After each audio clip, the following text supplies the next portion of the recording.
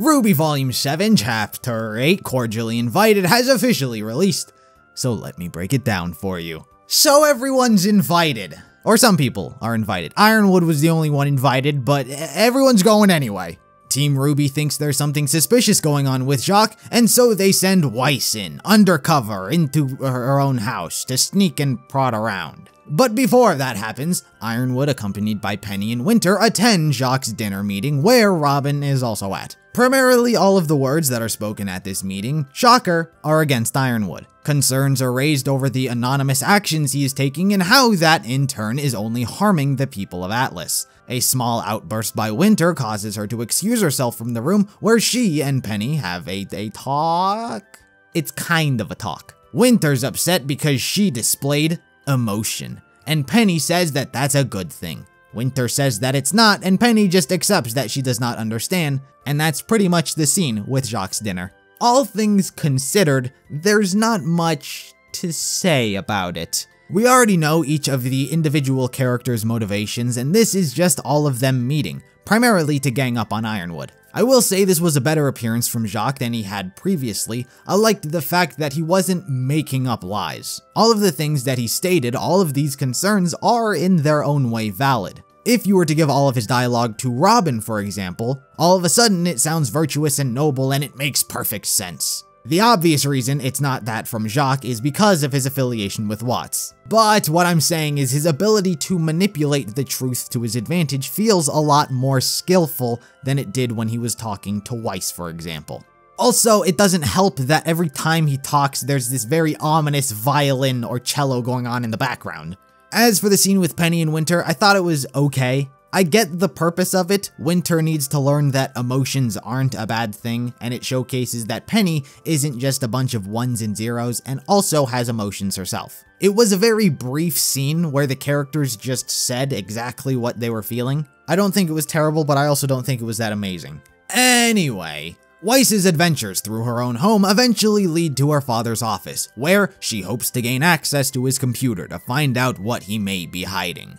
What she finds instead is her mom, Willow. The convenient plot is convenient as it turns out that Jacques has locked his home computer, but Willow has secretly placed cameras literally everywhere around the estate. The two have some small talk about how bad and evil Jacques is, where we get what is the best decision the show has made in a long time. Whitley is set up for redemption.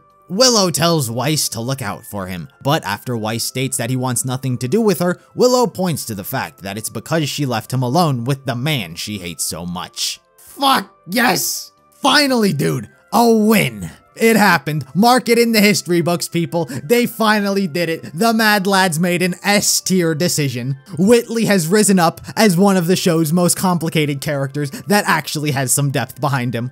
Hey, I want all of those people who have been hating on Whitley to listen close here, because I want you to hear me loud and clear. Suck my cock, idiots. Okay. Let's calm down a bit. For those of you who don't know, why am I so excited? Well, ever since his introduction in Volume 4, many, and let's get that clear, many people hated him and despised his character. I was not one of them. I wound up making a video about 3 years ago at this point detailing why Whitley himself would likely be a victim akin to his sisters. Much of the audience was and still is under the belief that he wasn't a victim simply due to the fact that he didn't always walk around like it was doom and gloom like Weiss did. But because he had a smile constantly, he must have had a great childhood. I instead chose to not buy into that narrative and instead break down Jacques' authoritarian parenting methods and why they were doomed to fail. That, in combination with that single frame of Whitley seemingly to be out of character, led me to create a video as to why I believed Whitley was unfairly despised. I would absolutely recommend watching that video, as obviously it's a lot more detailed than I am here. But point is, I was adamant about shifting the public perception people had of Whitley. Whereas back then, next to no one liked him, over time I saw that opinion shift. Dude, I swear, can we just follow the Schnee family for the next 4 volumes, dude? Let's just put Weiss back in her house. The rest of Team RWBY can go off wherever else, I don't care. Let's just follow the Schnees from now on, because good golly graces, they've all become so good. Not even morally good, just good characters. I just wish, and I hope this is gonna change soon, that we had some flashbacks.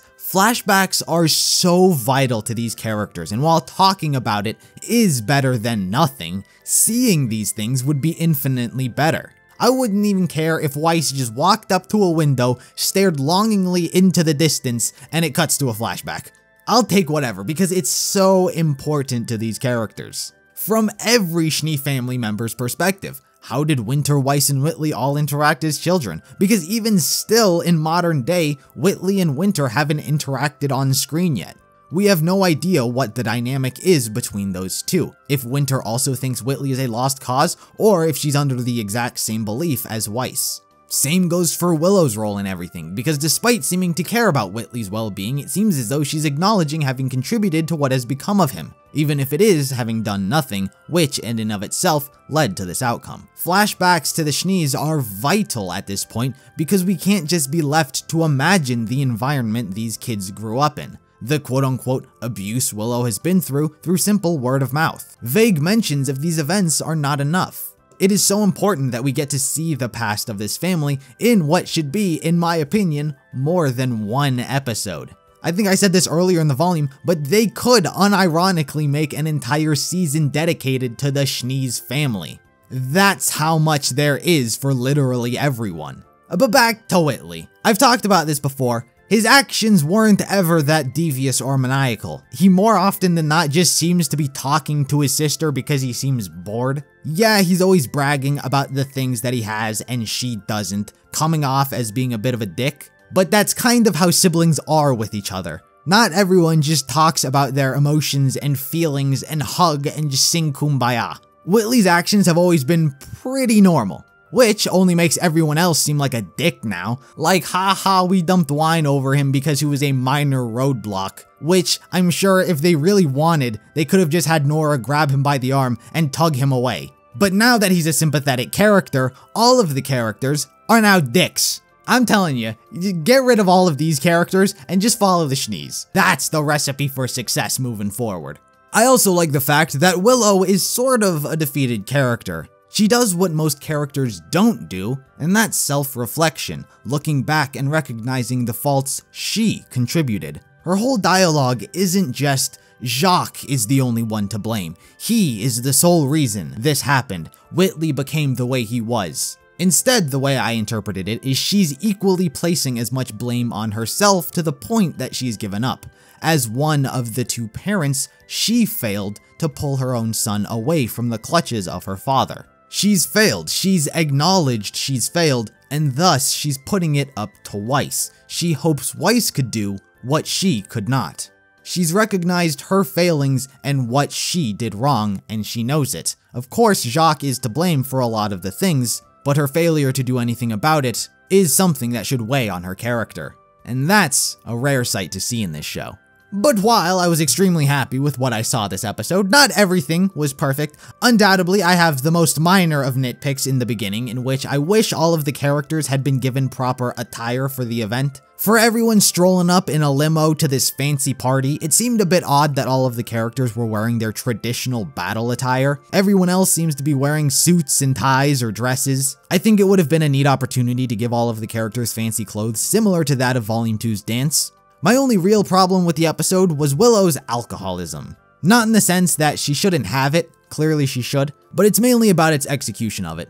To put it plain and simple, I think subtlety is the way to do it. But it was so in your face and direct, it feels like the show is trying to hold your hand through everything and pound its problems and themes into the viewer's face. You don't need a scene where Willow is center frame, downing straight vodka like an absolute badass, as Weiss looks worried to get that A, Willow has a drinking problem, and B, Weiss cares for her mom. Subtlety goes a long way and can often be much more effective. It's why the Whitley reveal this episode makes its past events much more impactful. How would it have been if Whitley entered the show acting like a beaten dog? Yeah, you clearly would get that Jacques is a bad parent, and you would feel bad for Whitley. But that's not how the show should do things. Because of what it did, whether or not it was planned since his introduction, I don't know, it allows the viewer to begin connecting more dots, reflecting on past events. The reason he has such a sour attitude towards Weiss is because she left him. The reason he's so connected to his father is because with no one around, he had to. His actions begin making more sense. But even in a more direct parallel, which I'm sure the season is going to do something with, is Crow. When he was first introduced, his drinking was just a thing that he did. He was always drunk, but in a badass drunken warrior sort of way. It wasn't until later, learning of his bad luck semblance and how terrible his life often is, that his alcoholism became much more depressing. But with Willow, she's introduced with this alcohol problem as such a clear and direct problem. That of course is in contrast with Crow, who's quit alcohol, and I'm sure these two will have some sort of talk about being alcoholics or something. But all I'm saying is she didn't need to directly down alcohol in center frame to show that she has a problem. It's like the writers think that the audience wouldn't pick up on it otherwise. They don't need to hold our hands through everything. If it's something the audience misses in the present, then it's something for them to appreciate later in the future. Point is, subtlety goes a long way. All in all, this was maybe the best episode yet. Not just because of the Whitley thing, but in combination with literally all of the characters. The only thing that was not impactful with the episode whatsoever was the montage about getting Whitley out of the way. It seemed like that was meant to buy time.